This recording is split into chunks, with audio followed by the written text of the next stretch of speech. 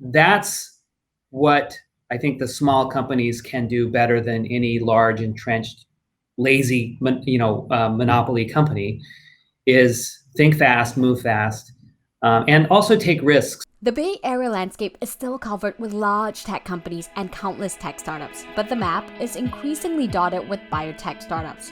Apple is making constant strides in healthcare, so much so that Tim Cook recently said there will be a day we look back and say Apple's greatest contribution to mankind has been in healthcare. And believe it or not, Google's DeepMind is leading the field in protein engineering. Today, humankind is experiencing a revolution in science that will save and transform our lives. From microbiome manipulation to genomic sequencing, biotechnology promises an exciting future. But what does it really take to build a biotech startup that will last? In comes my next guest, Brian Conn, who has served as the CFO of numerous biotech companies over 2 decades, where he has raised over $300 million for his companies and completed 20 M&A deals. He's seen it all. In labs where stress levels are at an all-time high, where millions are burned before a product is seen in market. Today, Brian is the CFO of genomic sequencing startup Quantapore, is co-founder of a synthetic biology company Levadura, and is an advisor for VC firm Inception. You don't want to miss it. Welcome to $1 Billion Moves, the show for the top US and Asia founders, funders, and execs. From the growing pains of a unicorn journey to IPO, scaling a venture capital firm, and the shift of wealth, we cover it all.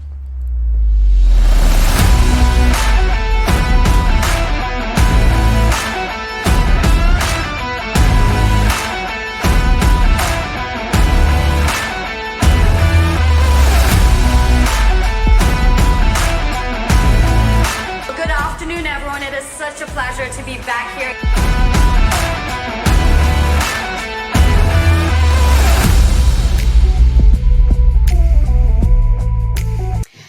Good morning, good afternoon, good evening, wherever you're joining us. Welcome to $1 Billion Moves. I'm your host, Sarah Chen, and today it is my absolute pleasure to have someone I've known for quite a while now, the amazing Brian Conn, who is CFO of Quantapore at the moment. And today we will be unpacking quite a fair bit from his career to the world of biotech to everything he thinks about the role of CFOs and scaling a startup.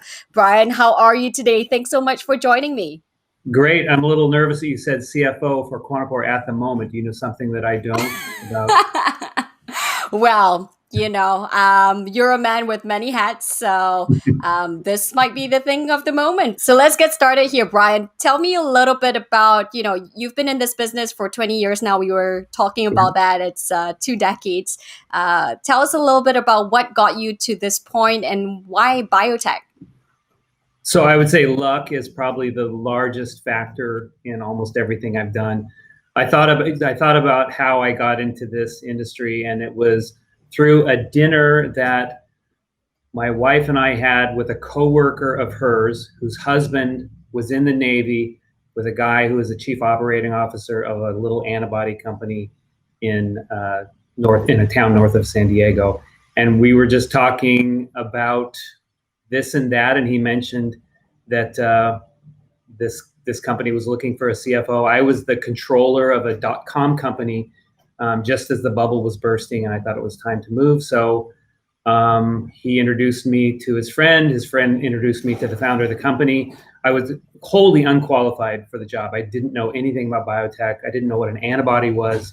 I mispronounced everything that I read up on before going into the interview, but there was just really good personal chemistry between the founder and myself, and I got the job. And I remember vividly the weekend before my first day, the general counsel, a guy named Roy, called me up at home and said, "Wear a suit on Monday, we're selling the company." So on Monday, the banker flew in and we started putting the pitch together. So that was a great way to get a quick immersion in antibody technology and biotech in general, is to put a pitch deck together and start to build a data room.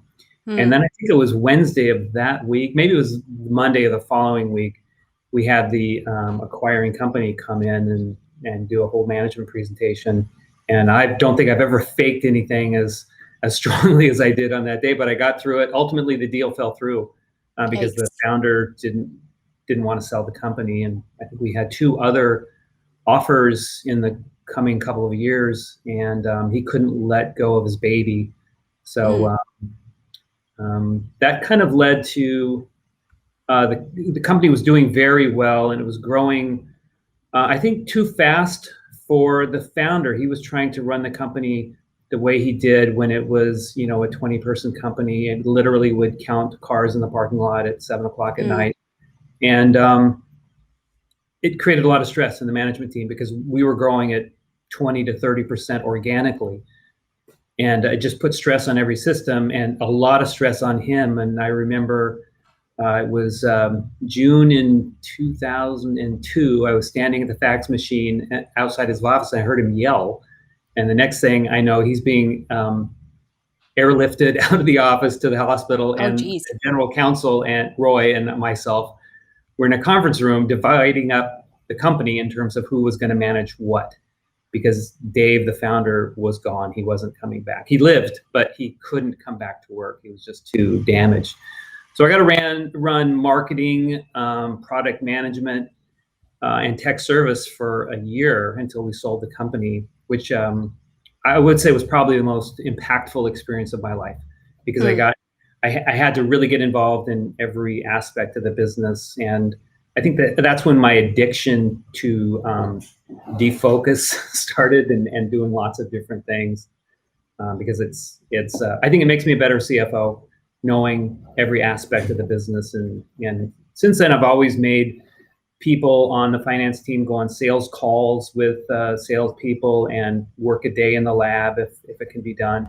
So I think it's important for everyone to know what the business is about. And what brought you all the way into, just bring us up to speed here with regards to the different chapters that you've had. You were looking at bio-based chemicals at one point, and then you've really done the full array, right? From medical devices all the way to genomic sequencing. So how did you, as, someone who didn't exactly come from a scientific background, get up to speed with what was necessary for you to really do well in your different roles, and how did this chapter, head over to the next chapter, and so on and so forth? So when I talk to younger people in accounting and finance, and they ask me, I think I was a fairly young CFO, I was in my mid-30s. How did I get there? And my answer is, and I mean this seriously, is I was not a very good accountant. I didn't enjoy accounting, which made me want to get out of that part of the profession as quickly as possible. And the only way to get out is to move up. So becoming a CFO was my goal, not because I was particularly ambitious, as I just didn't want to do accounting anymore. So to do that, a CFO really needs to be, in a small company, in some ways a co-CEO, in some instances, certainly an operations person when it's needed, a biz dev person when it's needed. So I think that's for a small company, that's a necessity. In terms of all the different experiences I have, I think that's in some ways an attribute of the San Diego business community. It's a small company town. You don't see a lot of big pharma. We are sort of a farm system for the Bay Area and Boston. A lot of small biotech companies are birthed in San Diego out of the University and Research Institute, and then get swallowed up by Genentech or Biogen or some of these huge pharmaceutical companies. So people like me churn through a lot of different companies. But there is a massive amount of scientific expertise in San Diego. I think we rival any other region in the world. So there's lots of new things happening, and they all reach a point where they need somebody to help with growth. I don't think of myself as just finance. I try to shepherd small companies into the next stage, whether that's commercialization, manufacturing, sales, all the things that come with going out of the lab and into business. So when you pick, I guess, each chapter, if you were to, it's been 2 decades, right? If you were to reflect upon it, I know this might be the first time that you're doing it in a while. But how did you make a choice in terms of a lot of these companies when they started out and you joined? It was very nascent. The vision of the CEO was perhaps to some people a little bit far-fetched. Perhaps, there's a fine line between brilliance and insanity, as they always say, right? But how did you make a decision on which ship to sort of ride in? I would that more the team than the idea. I'm not savvy enough to discern what technology is going to make it and what's not. But I think what I do have is a pretty good read on people, and meeting the management team and even rank and file people is really important. And then things kind of go from there. So I've sort of followed people that I've enjoyed working with or for, and the experiences are sort of a function of that, not the other way around. So for example, when I joined Verdesign, I had worked with Bill in the past, Right. and we actually had a very good working relationship at the previous company.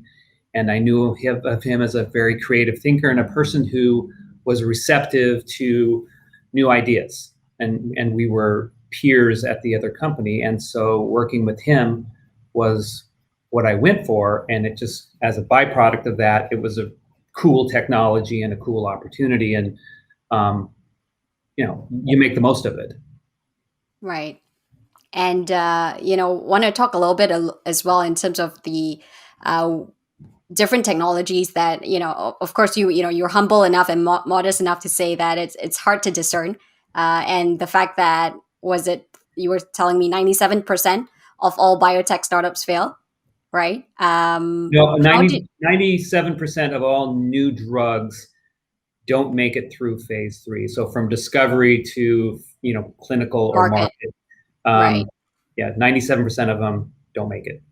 And Right. it's if I think I have the numbers right, $2.7 billion per drug, 10 to 15 years to make it, and the individual effect on 5-year survival rates is very small, in the single-digit percentages on average. So it's Right. a lot of work, a lot of risk, and a lot of money and time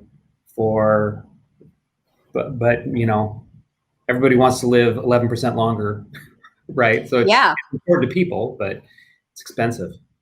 Yeah. So, my question to you is, as you're thinking about this, right, as you're thinking about the likelihood of a success in the work that you do, especially in backing, grand, but great, of course, noble visions, how do you keep going when it seems like the science isn't working? I think I take cues from other people who are neck deep in the R&D part of the company. Like I said, and I'm not being humble. I really can't tell what technology will work and won't. I can imagine it if it does working in the market. I think I have that perception, but for example, at Quantapore, the things we're doing are at the atomic scale. I don't understand how these molecules behave, but the general value proposition I totally get, and I understand the market landscape, and I can see if this does work, which it seems like it will be very disruptive in the market. So how do I maintain my optimism that's going to work? I talk to scientists all the time, and sometimes I'll kind of look them in the eye and say, "Is this going to work?" And I think because I'm honest with other people about money and things like that, they're honest with me, and they'll say, "I don't know," if they don't know, or it's looking good today. So it's just a constant gut check on things. Right. And this is the challenge of biotech, right? I think there's a lot of craze right now with, sort of software as a service, the rise of enterprise and all that. And it seems, with the rise of SPACs and all these things, it seems like, we're in this time that it's sort of a compression of the developments that we'll see in terms of technology, but it is very different for the world of biotech. And you sort of insinuated part of that as we were talking about the science of it. Tell us a little bit about, what you see to be the difference here in terms of how, leaders lead within these two different spectrums of technology. Well, first of all, in biotech, some things will fail. There's no amount of money or genius that will make biology do what it doesn't want to do. In engineering type technologies, that's not the case. And we have some tech investors in biotech companies that I've been in, and they have a hard time with that, because an engineering problem could almost always be solved with money and resources and expertise. That's not the case in biology. This is discovery. So it is hard for certain investors and other people of the general public, I think, to wrap their heads around the fact that things are going to fail. Failure is absolutely an option, and you want to fail sooner rather than later. Take a drug, for example. You do not want to fail when you're in the clinic doing a safety study and killing people. So you want to fail sooner than that with in vitro assays or small animals or things like that. And I think that's kind of an ethos in drug development is fail early. So, and that's not the ethos in Silicon Valley technology type businesses. Yeah, and I find that interesting, sort of thinking about just building in biotech, right? What it takes and sort of the different tenets and lessons that some of the entrepreneurs have shared with me as well, and one of it is have a high tolerance for failure, but not incompetence. How do you think about that? And, what would you say from the, different chapters that you've had in biotechnology? What have you learned through some of your successes and some of your failures? So I think so I had one experience where I had to bankrupt a company because we couldn't raise money. And I think that's an unforgivable sin in drug development. Maybe not other parts of biotechnology. So this was in 2008. I joined this company we had cured diabetes, type 1 diabetes in mice and in primates. But we had not taken the therapy to an IND, or investigational new drug application, with the FDA. And we'd burned through about $60 million of cash. A lot of it was wasted. And then the global financial crisis hit.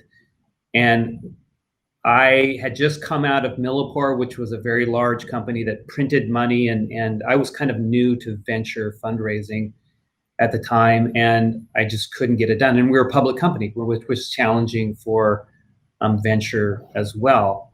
And so in 2009, we just simply couldn't raise cash. And to this day, it bothers me that maybe people with juvenile diabetes are not getting treated because we could not bring that therapy to the clinic. And it was very promising technology. So that I guess that was incompetence. And like I said, I think that's an unforgivable sin. It's fine to fail when the technology doesn't work and proof of concept fails. I think that's the way it's meant to be, but not for other reasons. And it's also unforgivable, like I said, to fail too late when people's lives are affected by a clinical trial. So what have you seen to be, I guess, the better ways of how some of the leaders and I mean, you're part of management in some way. I think the way that I've seen you work, right? I've had the privilege of seeing you work, as well as you take a very hands-on role. You're, in some parts, Yeah. co-CEO, as you said, sort of offering the strategic angle to how do I drive this company? When's the right time to raise, how much dilution do we take? And because that has long lasting effects to the future of the company, right? Who you bring on your board, all of these things matter. How has your thought process evolved in terms of just running companies and specific to biotech? And, if you can also maybe draw the comparison of, is that different from folks that are running sort of the non-hard tech type businesses? Well, so you mentioned dilution. I'd say that's the number one misplaced fixation that founders get caught up in. 100% of zero is zero. There's no percent of a number that's lower than 100% of zero. And like I said, the unforgivable sin is to run out of money before you've proven that your technology can succeed or fail. So dilution should be secondary to funding adequately, and everything takes longer and costs more than you think. It's just, founders are born optimists. One of my CEOs, I won't name names, he's known for saying, and then we're done. We just have to get through this and then we're done. And everyone laughs when he says that. And, I don't think he believes it intellectually, but that's his attitude. And it's actually an energizing attitude. We have to bust through this thing, but it's not a way to manage your money. You're not done. So you have to be able to resource the company beyond the and then we're done phase. So I'd say almost every single founder I've worked with makes that mistake. And it takes a lot of coaching to say, you have 40% of the company now. What's the difference between 25 and 20 if you're going for a $1 billion valuation later? You're going to be rich. And if you don't raise enough money, you're going to be poor. And it's an emotional thing with founders. I'm curious as to how you've evolved your thinking and approach as senior management in building within biotech. What are some of the hard lessons that you're taking beyond sort of fail fast, right? And also not taking the concept of dilution too seriously? Well, just on a general management standpoint, one of your questions was the best advice I'd ever had. That was actually from my dad, who was a nuclear engineer, which was a boys' club in the 70s. And he told, this was after I got out of college, he said, the world loves the 25 to 35-year-old man who's out there starting fights, rattling cages, causing a ruckus, but everyone gets tired of that after about 40 years old. So check yourself, at some point. And I think I did. I am a sort of a confrontational person. I try not to be combative, but I think one of my strengths is I'm not timid about confronting things that might be difficult, but that doesn't mean you have to fight with people. But in my 30s, I probably fought with people when I didn't need to. And so to your question, in terms of my evolution, that would be, I think, the most important thing just in working with teams is you can be honest and direct without hurting feelings, without, causing alpha male battles and all these things, but still tell people what they need to know. I'd say that's the most valuable evolution in my professional life. Yeah, and you brought up something. You don't believe that, but it's true. Well, I've only known you for, I don't think the last decade, only in this decade. So I think you have a good amount of fire there. Good amount of fire and confrontation, I think, is necessary, right? And that's important as in the work that you do, which is super important, right? I think in biotech, like you said, this could really have a huge, it's not an incremental app, you know what I mean? It's this could really impact people's lives. And, I see your passion. I see, why you get fired up, because you want to get it to the finish line. So I want to talk a little bit about, we've talked about your evolution. I want to talk about what, from a larger landscape, right? From a macro perspective, what you've seen over the years in terms of, from an investment sentiment standpoint. I was reading an article earlier today, actually, that says there's a huge perception that biotech companies fail at a much higher rate, when they go public, but that's not true compared to non-biotech companies. And, there's this perception that it takes a lot longer, and it's a lot more capital, but these days, because of the progress that we've all made, things are getting better, and that's a positive. How have you seen, I guess, investor sentiment, the market evolved, and also if you can touch a little bit on just the science of what you're seeing, right? How has that changed in the last 2 decades? So the main thing is change is constant in this industry. I'd say more than any other industry, even predating me joining the biotech industry, but I joined right around the time the first human genome was sequenced, and that really set off, an avalanche of evolution or of innovation, but not in terms of, originally when the human genome was sequenced, people thought, okay, all the questions have been answered now or about to be answered. That's not at all the case. All that did was create a whole new universe of questions that had to be answered, which started off the proteomics revolution. And since then, it's been one wave after another. There have been, monoclonal antibody drugs, RNA interference drugs, CAR T therapy, and immuno-oncology, antisense drugs. There's just every couple of years, there's a new thing that's the greatest thing. And if you're on the outside looking in intermittently, you think, okay, biotechnology is over. They solved every problem. We're not even close. So I think for the next 50 years, it's going to be this illusion of we're there and then we're done. But it's not ever going to happen. One thing that's different now, though, I think, is the convergence of AI and biotechnology. This is relatively new. You mentioned AlphaFold 2, the DeepMind project. I think this will radically change drug development permanently because drug in what way? So they'll be able to model protein drugs much faster and create larger libraries to screen so they can pick the optimal lead compound or lead protein out of a larger array of options, and then bring them to the clinic much more quickly.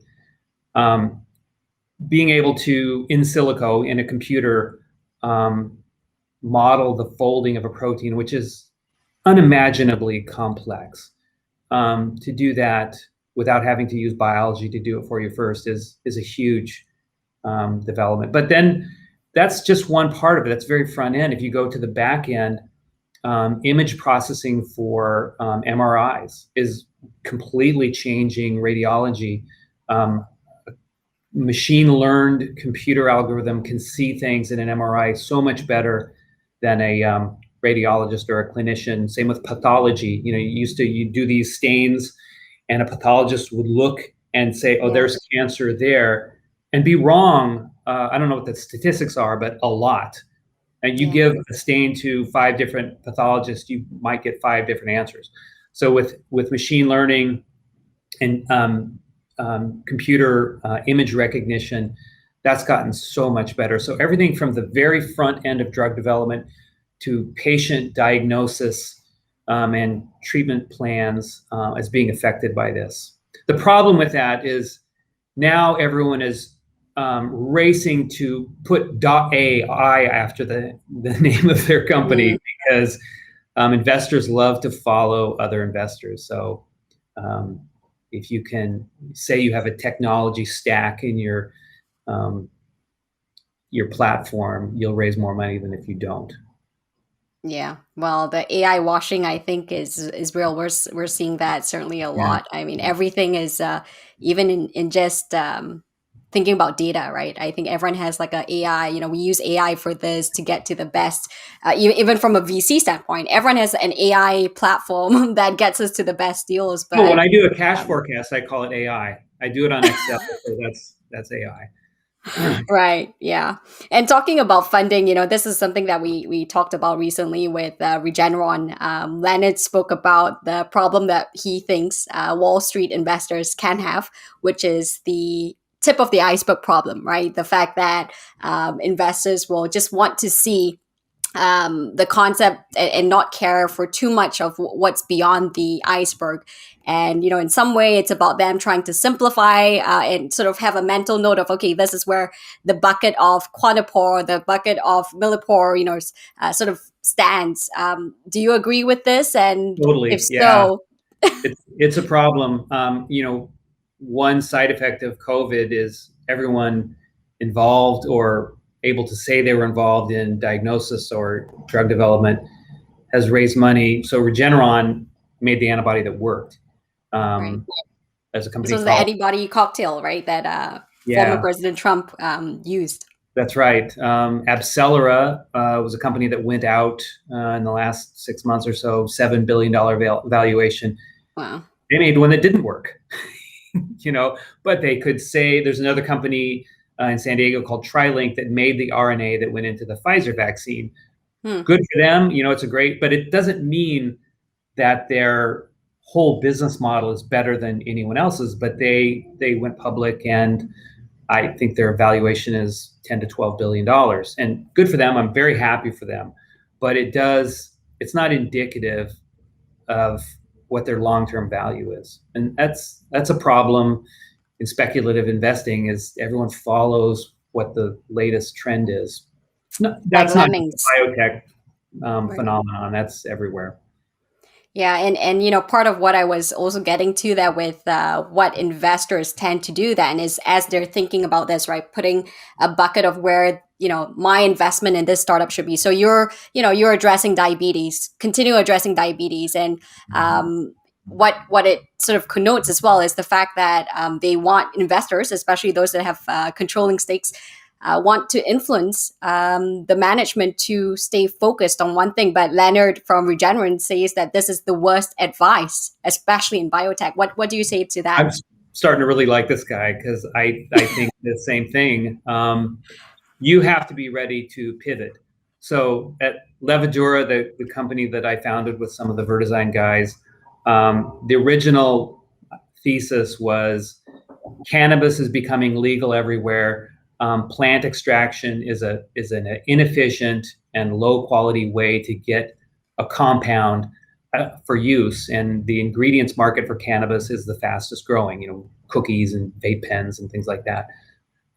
So we should make it biosynthetically. We know the compound. We know what CBD is. We can engineer that into yeast.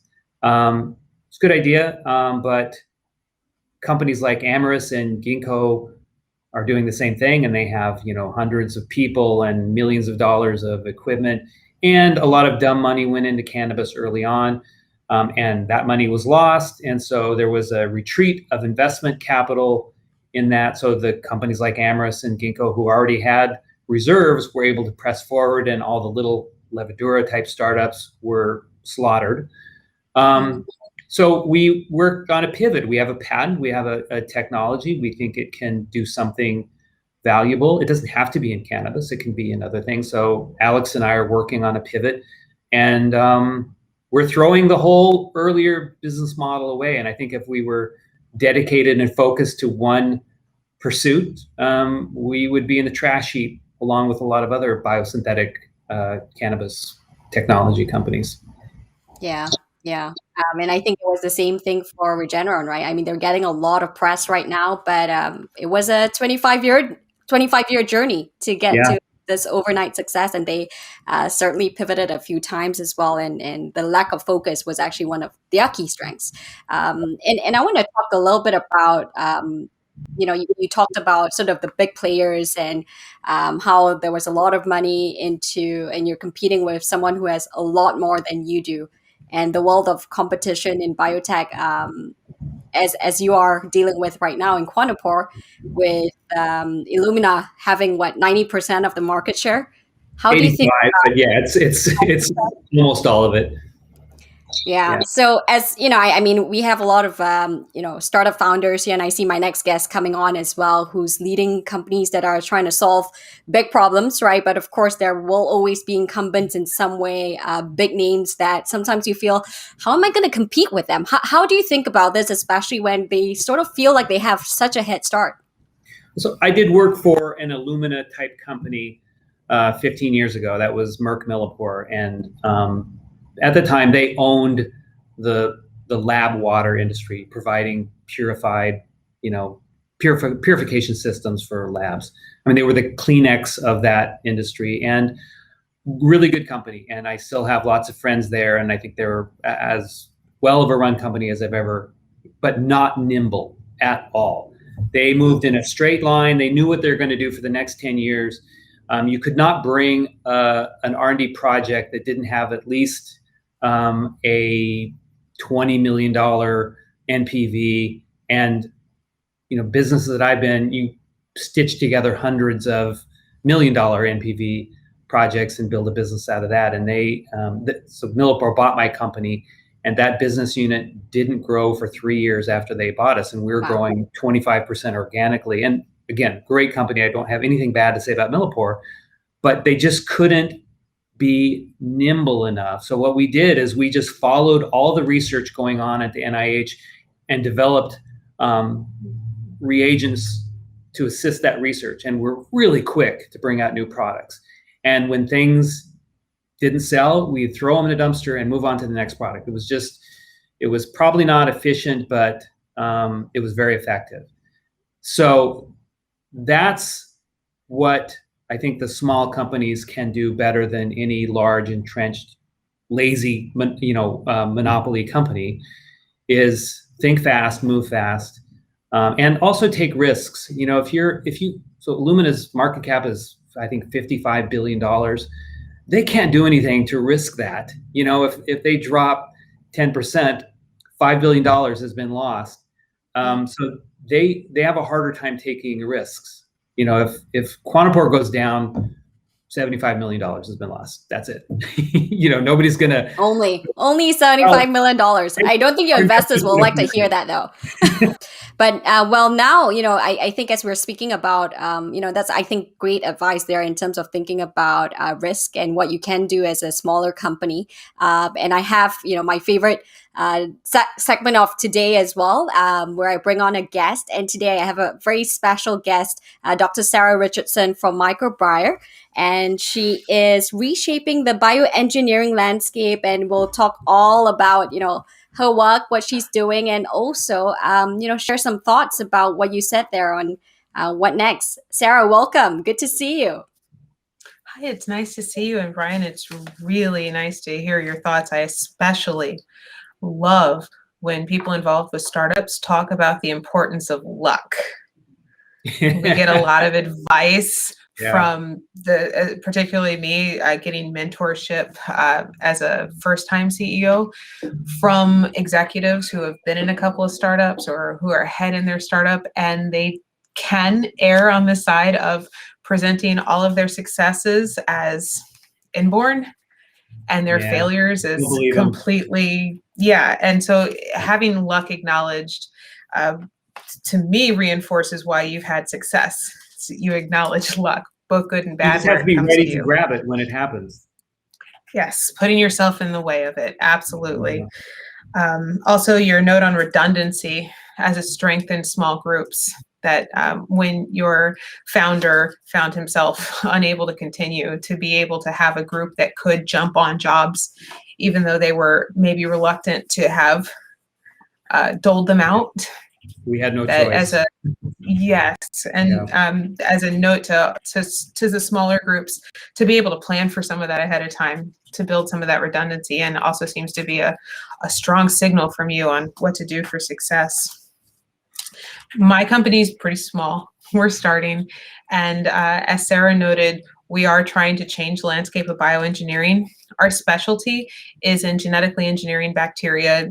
Other people have not been able to genetically engineer, where we select for which bacteria out of all the millions of bacteria it could be by ones that are naturally more inclined to be industrially productive. So we start further up the genetically engineering ladder towards economic feasibility than you might if you start with yeast or E. coli. So, but also from your talk with Sarah, I was so struck by your resilience as coming from a non-technical background and becoming synonymous with biotech yourself.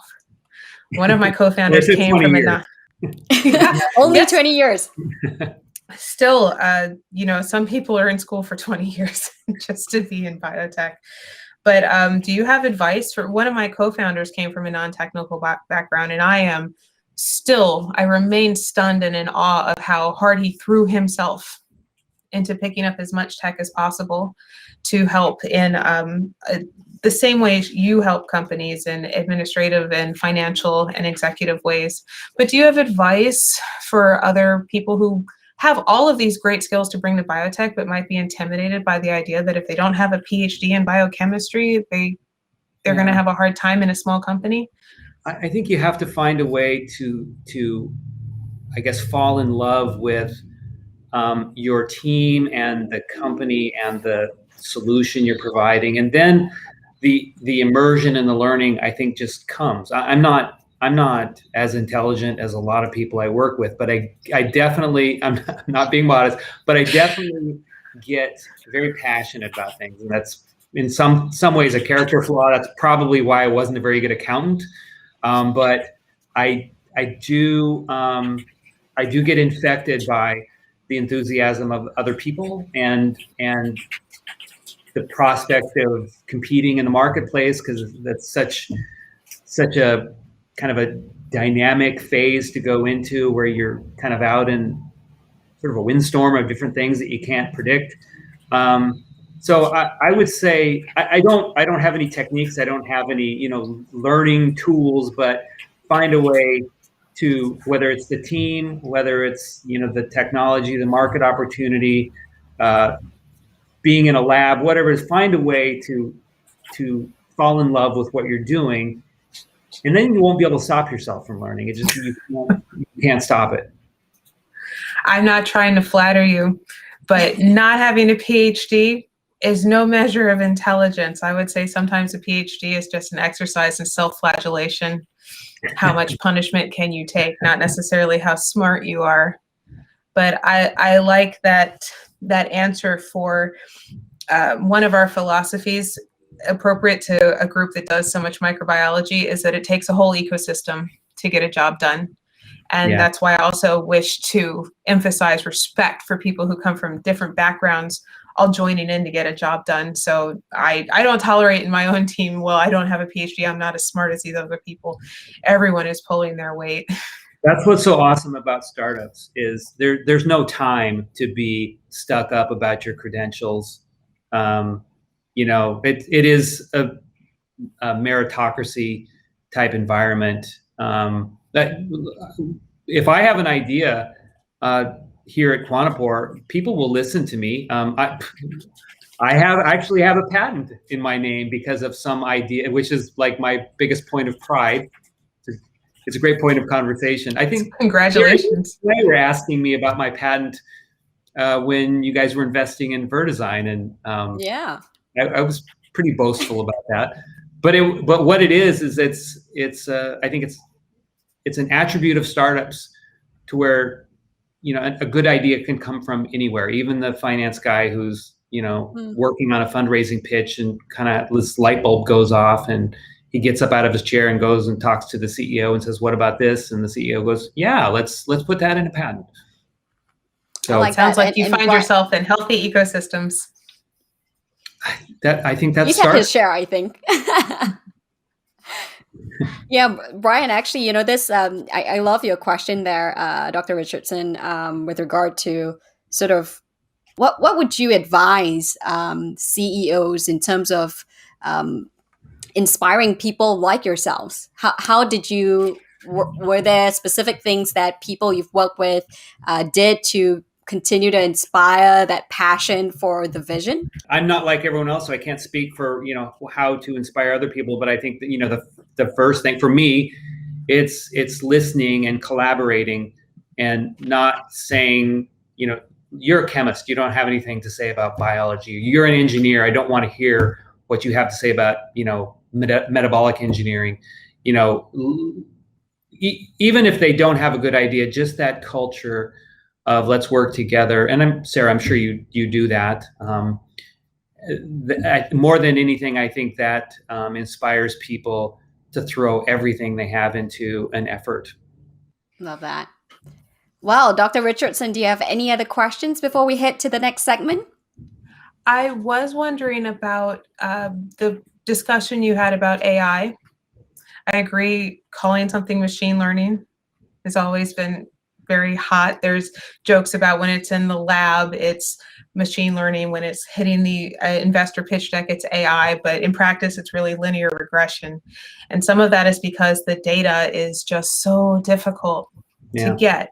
And a lot of the easy wins that attracted a lot of success and money, the data was either easy to gather or already there for some reason. Do you have any insight into how we can communicate as we move forward to investors and the founders themselves that the data we need to bring AI revolution to biotechnology, it's possible, but we need to be patient and gather it.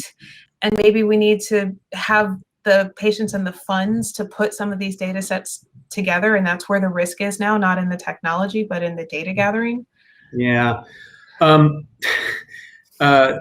So before you joined, Sarah and I were talking about some things. And one thing I coach first-time CEOs to do is when you're fundraising, and I hope no VCs are listening in right now, but you have to blur the line a little bit between what is and what can be, and put a picture in their mind of your vision, and not necessarily say we have these 25 really hard things to do and they're going to take 2 years, but transport them into the future without lying. I don't suggest lying, but human beings, they want to hear a story and they want to be convinced. So don't focus so much on the difficulties, but get them put where your head is with respect to the vision. The fact is there are companies out there that are making big promises. That's always been the case, and that makes it harder for companies that are doing things the right way. I won't name any names, but I'm sure we probably both know who those guys are. And they say, we are now using an AI technology stack to empower blah, blah, blah. And investors go, take my money, because that's what all the other VCs are doing. And they're not going to get fired for doing what Mark Andreessen does. They're just not, even if it fails. It's unfortunate, but it's a never-ending battle. It's just, Sarah, we had the problem at Vertizyme when we were raising money, when Amyris made these big promises about their scale up and it all flopped, and we couldn't raise money because we called it the Amyris effect, and all the little synthetic biology companies called it the same thing, the Amyris effect. It just scared capital away. That's never going to change. It's a never-ending battle. So just keep punching away. Learn from every pitch. And like I said, put your future in the minds of the investor. Give them a reason to be excited. That makes sense. Thank you. Don't take it too seriously. I say to channel your inner Elizabeth Holmes, but not too much.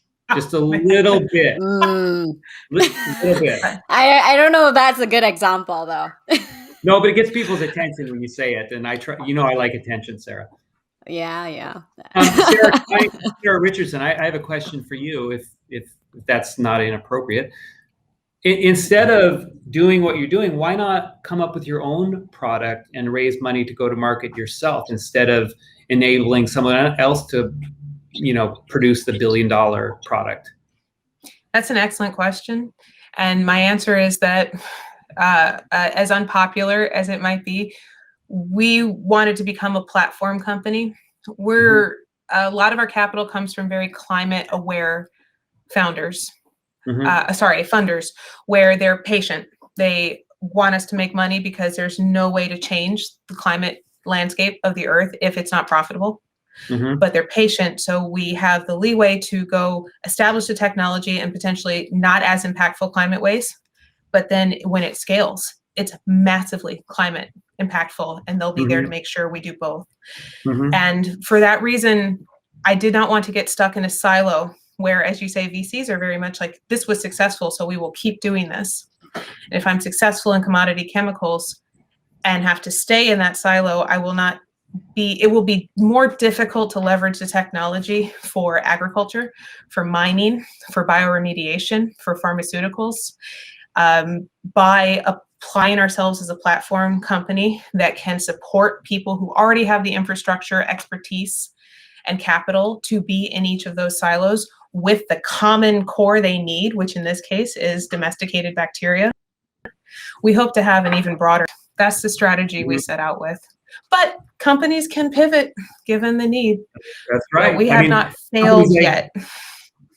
companies like Zymergen, Ginkgo, they do both, right? They enable other companies, to do their thing, but they also have their own programs and products. So you can do both. We're It takes going more to money. try. Yeah, we're going to try. We're doing well right now.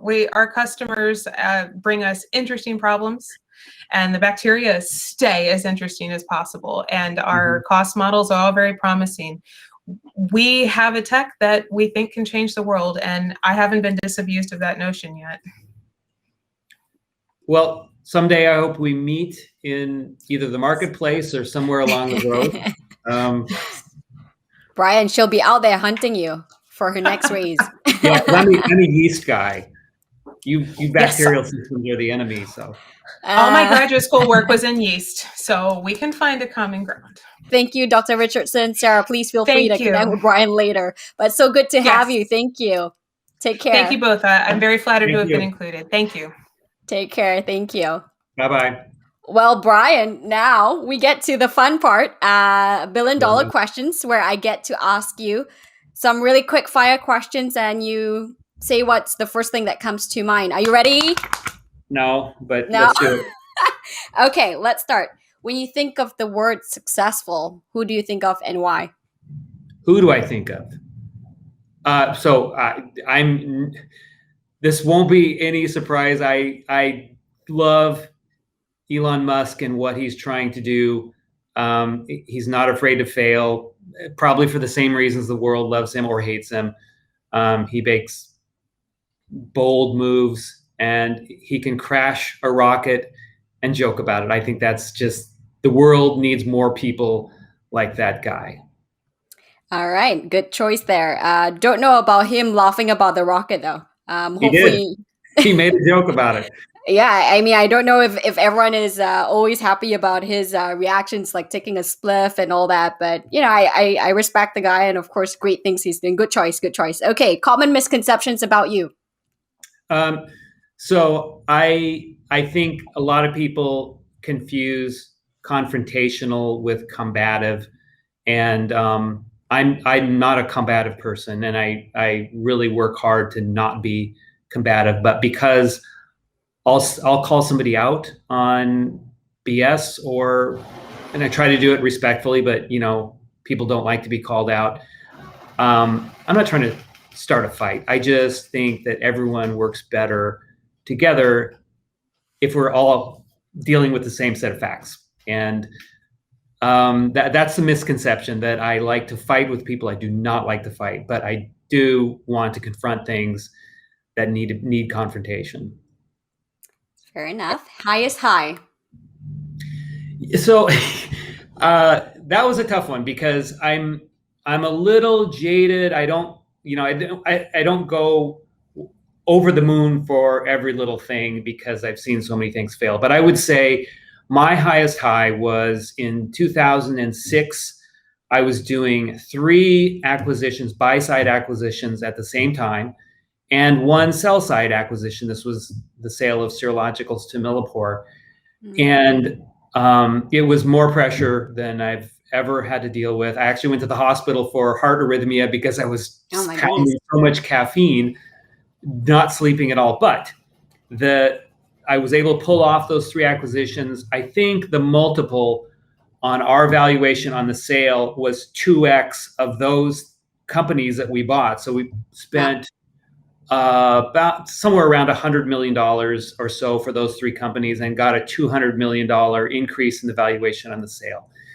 And it all just sort of came together. I think we completed the sale within a month we completed the purchase within a month of completing the sale. That was exhausting. Probably took 5 years off my life, but it was really thrilling to pull that off, because so many times it didn't seem like it was going to happen. Persistence, quality that I know you two always have with you. Lowest low. That was the company. It was called MicroByre, the diabetes company. That was a bummer. That the person you're talking to today would not let that company go down. I would have found some way to keep it alive until we found that the therapy did or did not work. And then, unfortunately, when the company was liquidated, the intellectual property went back to Duke University and it sat on the shelf. It never made it to market. Now, today, there are a lot more small molecule therapies for diabetes. I don't think it would be competitive, but 15 years ago, it could have been, it could have saved lives, lots of lives, children's lives. So yeah, that's still bothers me, but I'm not going to let it happen again. Yeah, well, make better mistakes tomorrow, right? That's what we always say. Since you've already addressed this one, best advice you've been given, let me ask you, what's the worst advice you've been given? I don't remember that on your list of questions. Well, I need to, shake things up a little bit. So the problem is I tend to forget the bad advice. Okay, I'm just coming up with this right now. In the 90s, with my first controller job of a public company, the company I was with, we were losing money like crazy, and doing deals all the time. And I was always the person processing the deals. And the CEO came into my office and handed me this really bad company to buy. And I said, this doesn't fit. We'll get no synergies out of it. It's going to be a drag. And he said, yeah, but it'll confound our earnings report this quarter if we can announce this deal. And I was in my early 30s and I admired the guy and I did it.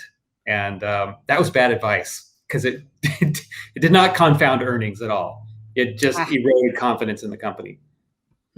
That's interesting.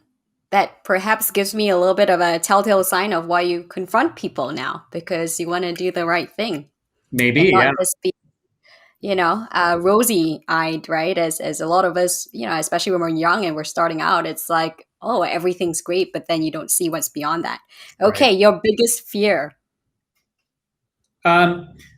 Standing still. I have many things going on. It's not just because I love doing lots of different things, but I cannot sit still. And the thought, I don't think I'll ever retire. Not because I need to work. I just don't.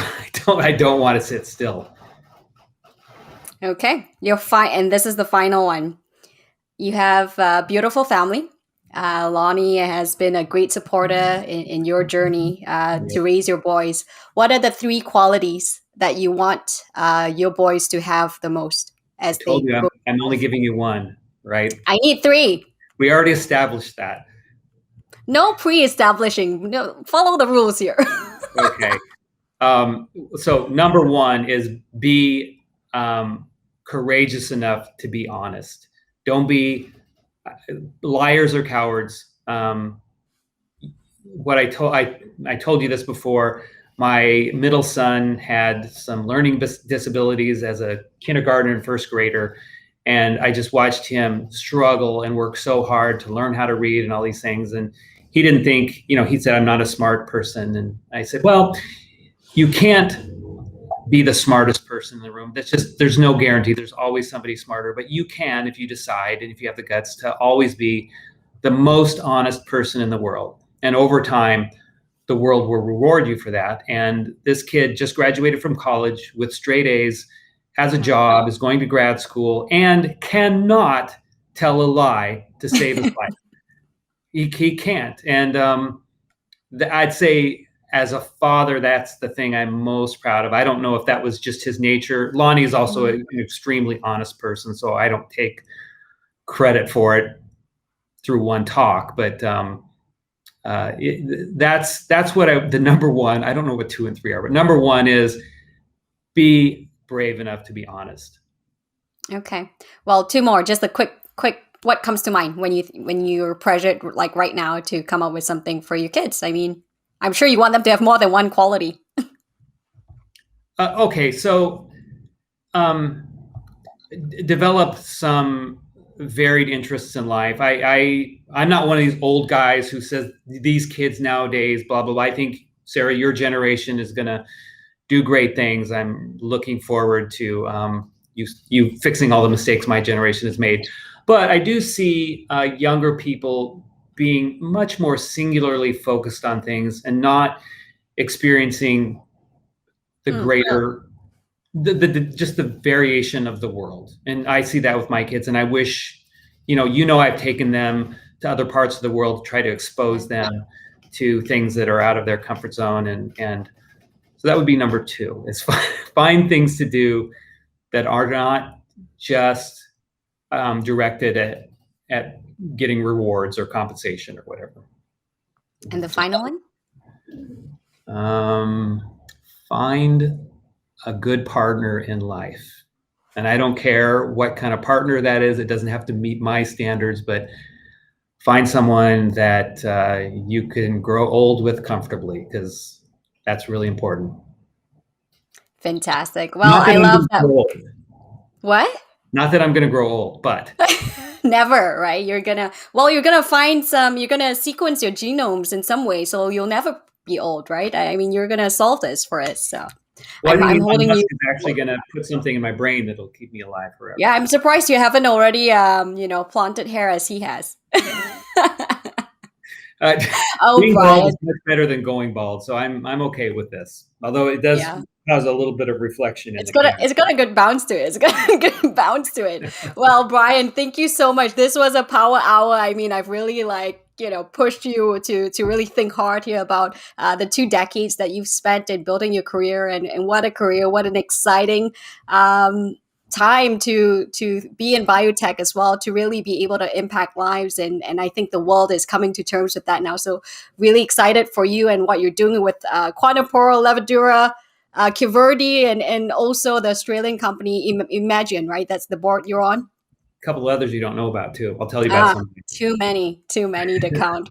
Well, Brian, thanks so much for this. It was such a pleasure to have you on here. And thanks everyone for tuning in. Don't forget to share, like, and subscribe, and join us again next week. I'll see you.